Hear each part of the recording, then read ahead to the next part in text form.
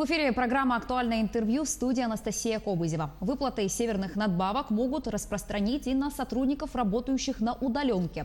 В Госдуме ко второму чтению готовят законопроект о дистанционной занятости.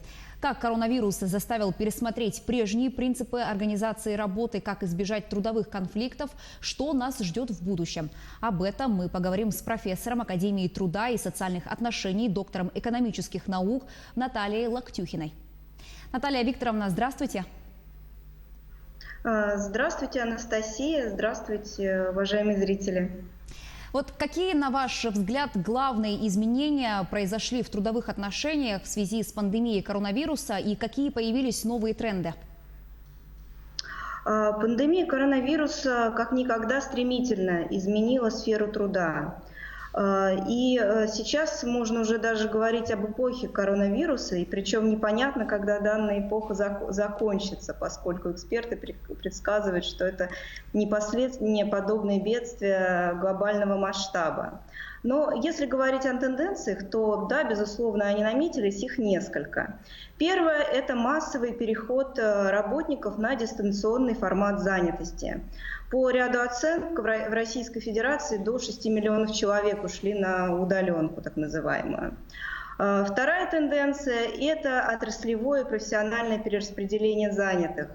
Уже в начале коронавируса стали чрезвычайно востребованы IT-специалисты, мощный толчок получила индустрия продуктов питания, различные сервисы по доставке и так далее. Но целый ряд индустрий, он, в общем-то, оказался в кризисе, например, индустрия развлечений.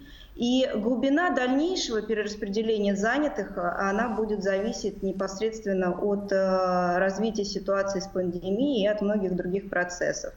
И третья очень важная тенденция – это произошла переоценка ценностей в сфере профессий.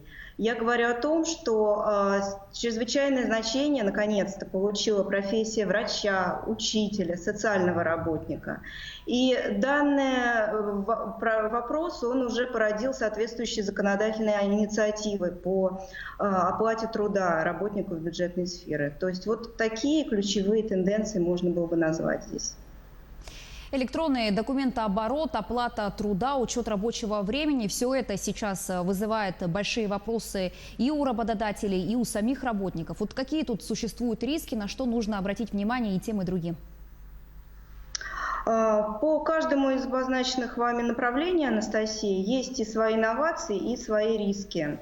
Что касается электронного документооборота, то 2020 год – это год, когда Россия переходит на электронно-трудовую книжку. В 2020 году этот переход, он добровольный, а в 2021 году уже работники, которые поступают вновь на работу, они будут иметь уже электронную книжку в электронном виде.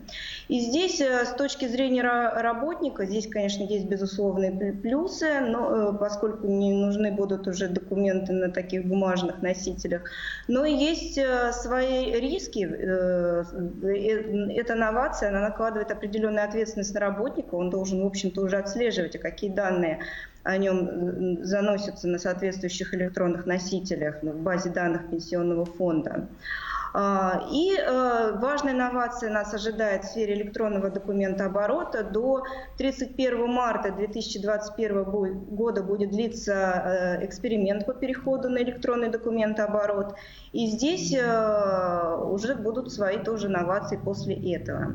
Что касается оплаты труда, здесь ничего не изменилось в том плане, что необходимо отслеживать и справедливость начисления заработной платы, которая должна быть не ниже минимального размера оплаты труда, должны выполняться все соответствующие гарантии, начисляться стимулирующие выплаты. Что касается учета рабочего времени, следующий вопрос, который вы задали. Здесь важное новшество касается как раз удаленной занятости.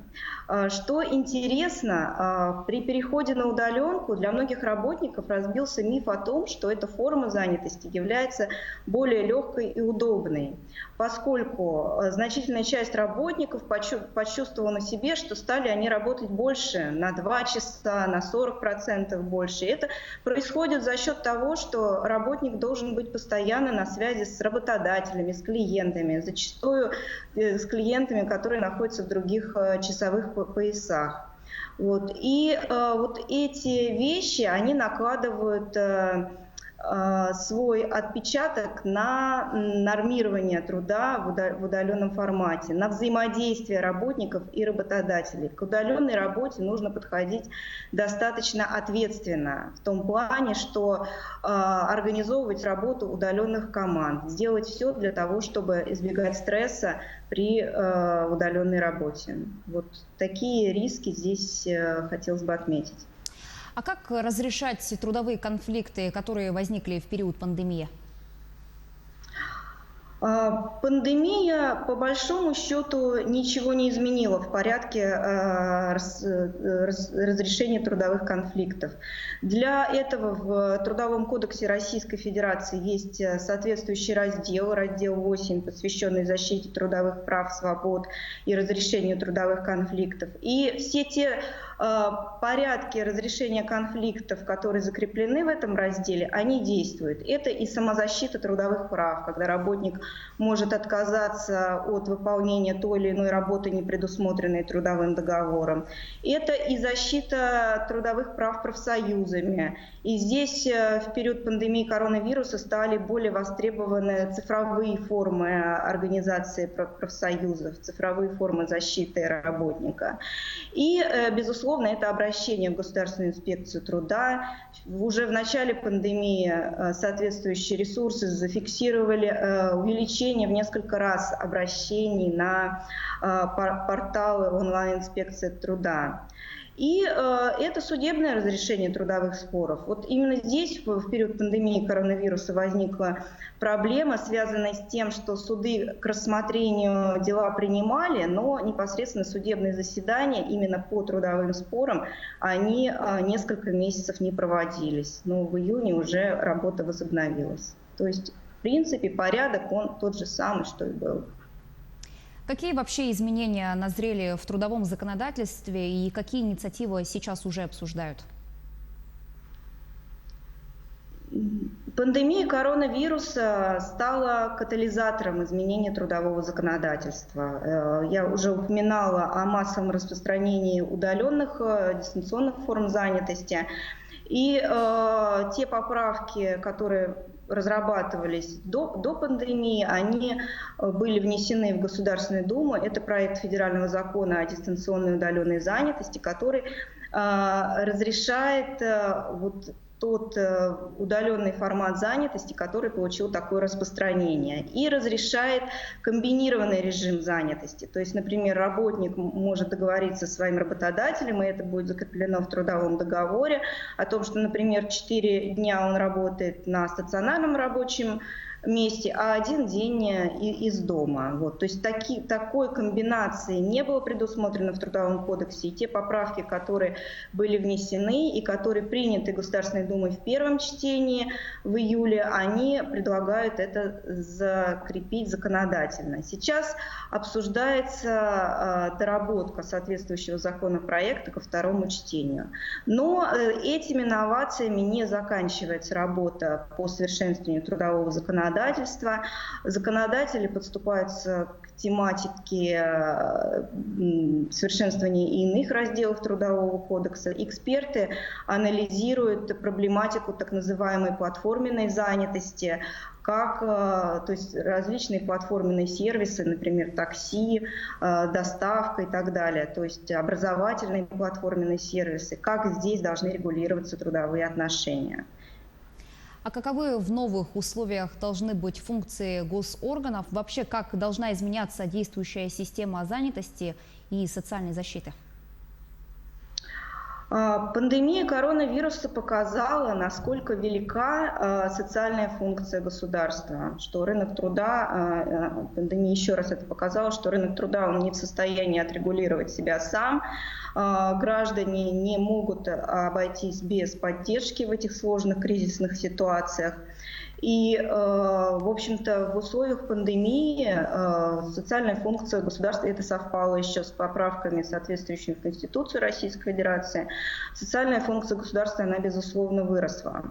Из новаций в системе государственного управления, в системе предоставления государственных услуг, конечно, необходимо отметить цифровизацию.